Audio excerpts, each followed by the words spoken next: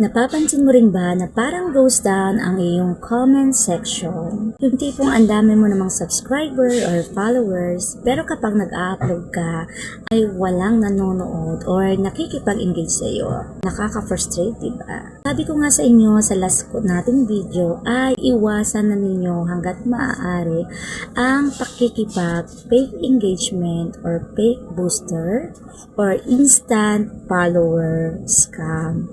Kasi kinakain lang din naman yan ng system ni YouTube. Mga Soul Squad, ngayon ay tutulungan ko kayo kung paano ba talaga ang tamang pakikipag-engagement or hahantong na tayo sa totoong koneksyon. At kung handa ka na sa ating 7-day challenge ng organic engagement ay simulan na natin to. Tapusin mo ang video na to para makuha mo lahat ng sinasabi ko. Sa day 1 and 2 natin ay baguhin natin yung paraan ng pakikipag-reply sa ating mga subscriber. Kung sila ay nag-comment or thank you sa'yo, wag lang heart ang gawin mo. Matuto ka mag-reply sa kanila. Halimbawa ay magtanong ka, alin ba sa mga tip na to yung nakatulong sa'yo? Or alin pa ba ang mga tanong mo na gusto mo sagutin ko na nahihirapan ka? Sa day 3 and 4 naman ay focus naman tayo sa ating community tab strategy. Ano naman gagawin natin doon? Gagamitin naman natin ang community tab mo para maglagay ka ng mga tanong, mag-post ka doon. Pero kung wala ka pang subscriber na 500, huwag ka muna doon mag-focus. Mag-focus ka muna sa paggawa mo ng mga video, then lagyan mo ng mga tanong para babalik-balikan ka ng iyong mga viewers. Then, tanongin mo sila kung ano ba yung gusto nilang mga topic sa susunod mong video, A or B, or people love giving their opinions. Kapag naramdaman ng mga viewers mo na part sila ng mga decision making mo, ay mas lalo silang gaganahan na panoorin yung mga video na ginagawa mo. So, doon naman tayo sa day 5 and 6.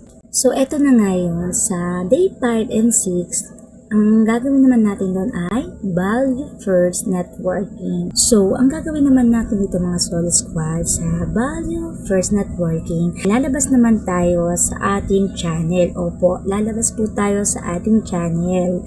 Tapos ay maghahanap ka ng 3 creators na kaparehas ng niche mo. Yung kasing laki mo or mas maliit sa'yo yung channel, at ang gagawin mo doon po ay manonood ka ng mga content nila or video. Then pagkatapos nun ay syempre hindi ka basta aalis, mag-iwan ka po ng comment para magpasalamat ka kung nakatulong sa'yo yung mga content nila o yung mga topic na ginawa nila ay may nakuha kang makakatulong para sa pag-grow ng sarili mong channel. Papakilala ka bilang isang helpful member or content creator, hindi bilang isang spammer.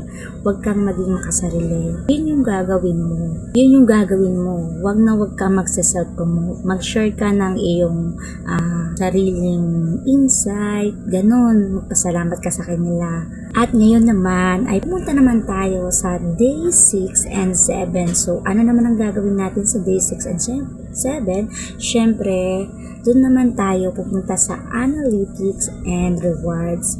So, anong gagawin natin doon? Puntahan mo yung YouTube studio mo, tingnan mo yung mga analytics mo, tingnan mo doon kung alin ba sa mga video or content na ginawa mo, yung mayroong mga matataas na comment and views.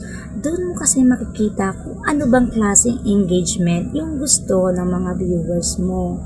At iyon muna yung focusan mo at makikita mo habang tumatagal kung tumataas ba yung view mo kapag nasunod mo lahat ng mga naggagawa natin sa video na to.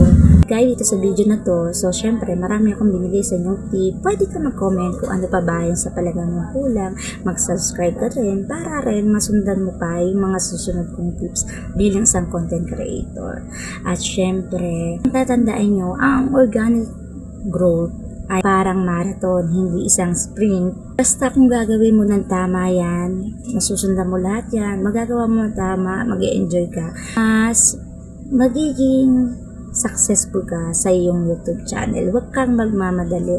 Huwag mong madaliin lahat. Mag-enjoy ka, pag-aralan mong mabuti kung ano ba talaga yung gusto mong gawin sa iyong channel. Huwag kang malilito at huwag kang gumamit ng mga fake subscriber kasi hindi naman yan nakakatulong. Yun ang laging tatandaan. So, hanggang dito na lang ang aking video. So, pwede ka na mag-like, follow, and share. Maraming salamat.